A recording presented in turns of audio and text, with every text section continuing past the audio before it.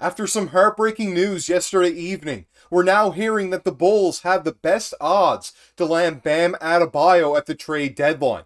We're going to break down what all that will entail here on this episode of Bulls Digest. I'm your host, Joey Mercer, and before we get into it there today, I just want to say about 85% of you that watch these videos are not subscribed. So if you aren't already subscribed, make sure to go down below, hit that subscribe button, turn on the bell for notifications, and every single time we upload, you will be notified so you can stay up to date with your Chicago Bulls and our takes here at Bulls Digest on them. So without further ado, let's get into the topic at hand there today, and that is Bam going to Chicago. So we haven't heard too much buzz about him being moved, but after recent reports that I've seen floating around Twitter saying that Bam has been playing the greatest since Terry Rozier has joined the team, and he's also come out and talked to the media talking about how he really liked playing with Kyle Lowry, and now the fit with Rozier isn't exactly what the Heat had imagined with Bam next to him. I do believe that Terry Rozier is a very good player, but the reason that he was playing shooting guard in Charlotte wasn't because of LaMelo Ball necessarily, but because he isn't that great of a playmaker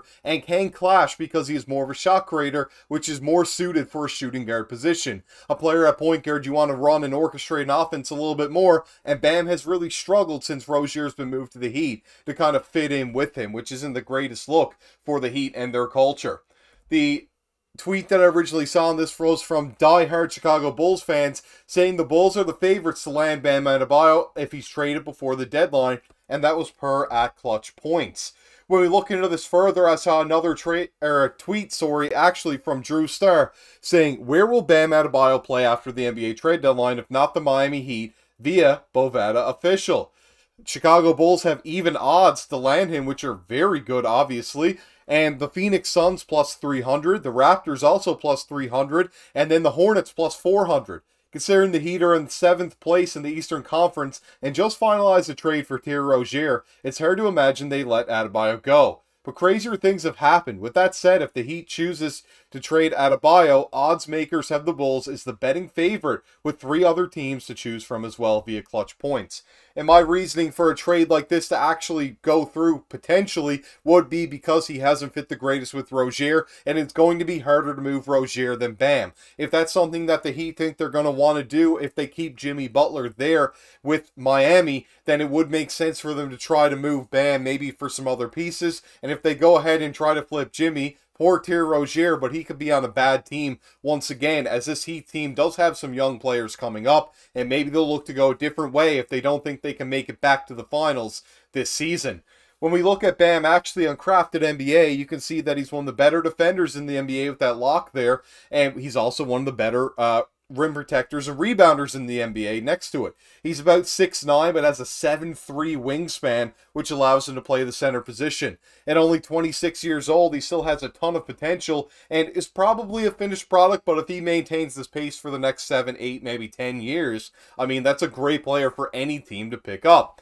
We look at what he's doing this season, he's about the same in points per game as last year at about 20.5, so we'll round to 21. His steals per game and blocks per game are about the same, if not going up a little tiny bit on blocks, but because of his size, he isn't one of the greatest shot blockers in the league at center. He's actually one of the worst, but he is solid at getting steals. Just nothing too crazy. He has picked up his assists, and they're gone back to almost where they were in 2021, which is great to see, at 4.1 a game, and his rebounds are the highest they've ever been in his career at almost 11. We can see his free throw percentage has dipped a little bit, but on much more attempts at 78%, I'd definitely take that from a center. And then we can see that he's shooting more shots, and his field goal percentage has got down, but it's still at 50%, which is great. He shouldn't be a guy to shoot threes, as he's 12% on his career on very limited attempts, might I add.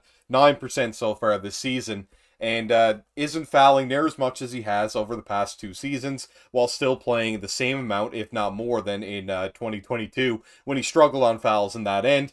And yet, only 2.5 fouls per game, 2.5 turnovers. Very solid player, obviously one of the better centers in the NBA. A double-double machine now, as he did have a little bit of a dip in the rebounds last year.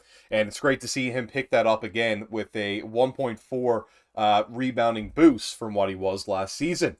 When we look into the basis of Bam Adebayo, and we look more at the advanced metrics on him, however, we can see that he's having a very good year.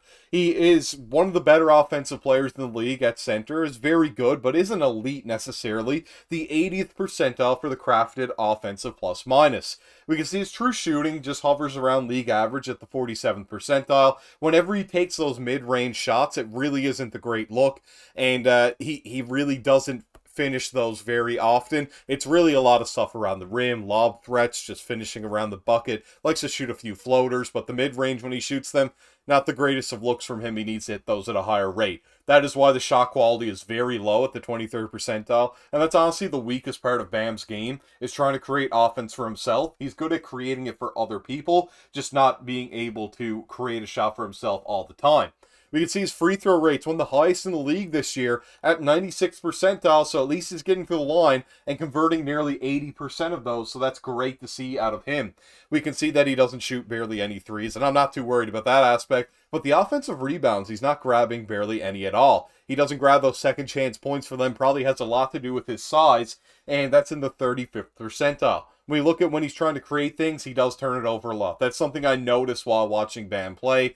He really shouldn't be dribbling near as often as he does. He does pick up a lot of assists, but maybe less dribbling would help his game a whole lot, with more post-up passes off of the post-up for him would probably benefit a lot for his game. When we look at the amount of load that he carries for Miami, it's a whole lot of it. He's pretty well the second, if not third option on the team in the 82nd percentile for load. His creation is 64th percentile because, once again, he doesn't look comfortable trying to create things, and when he does, it's not the greatest look out there. His portability is the 50th percentile, so he's exactly average if he's going to fit on a team. So that means he'd probably fit on about half the teams in the NBA, and half he wouldn't. The passing rating is a 57th percentile, so a smidge above league average, nothing too serious, although he does average 4.1 assists a game. It's on a pretty high usage percentage, so that's why the passer rating's low. You can see deflections, he doesn't get very many for a center because this whole thing is just based on him compared to other centers in the league. At the 41st percentile, he doesn't cause many turnovers on the defensive end, the 25th percentile, but one of the best, if not the best, defensive rebounders in the entire NBA at the 90th percentile. Pretty much all of those rebounds are coming on the defensive end. And then we can look at his rim defense. Very good, 73rd percentile. He doesn't go there enough, might have to do with the fact that he's not as big. And he does also get switched onto a lot of guards. I will give him that, and he's one of the best big switches in the entire NBA, in my opinion. We can see the rim frequency, like I said, 23rd percentile, but the block percentage, when he does go there, 78th percentile is very big. So a lot of his blocks per game we can see based on those numbers, which is a great way that we did choose to break it down in this way, because it shows that if he was to go to the rim, there's a good chance he's going to block it above a league average rate. It's just that he's not going there as often to play rim defense. We can see that the versatility on defense is not as great, and I really think it is niche based on the numbers we've been given at the 13th percentile, and his rate to personal foul is 69th percentile, one of the better in the league for center not fouling, and overall his defense, the 92nd percentile, very good. One of the better defensive players at center in the league, and is probably a better perimeter defender than post defender, which is an interesting build for sure out of a center that coming into the NBA we thought was going to be a solid shot blocker, and just really hasn't developed into anything like that, but it's been so good on the perimeter, which we didn't think was going to be necessarily a guarantee. Now, this is a trade that I definitely think the Chicago Bulls should go ahead and do, and it could involve Lavine if they're looking to maybe just switch things up. I have more of a speculation that it would involve maybe a Caruso, DeRozan, Vooch, maybe some other pieces. Maybe they'd want to get some young guys in there. Maybe they want some role players like Torrey Craig or Javon Carter. I think almost anybody could be involved in this trade. I think the less likely would be Zach LaVine to the Miami Heat, but a lot of other guys I could definitely see sneaking in there, as Pat Riley has made some different moves, and there are reports out there saying that they really don't know what the Heat are going to do come deadline, and this could be a trade that's flew under the radar that we covered here on Bulls Digest. I hope you did enjoy the video, however, and I want to hear from all of you down below in the comments, so make sure to comment on what you felt about this trade happening, and if the Bulls are actually going to land him. That's for sure is the biggest question on the table.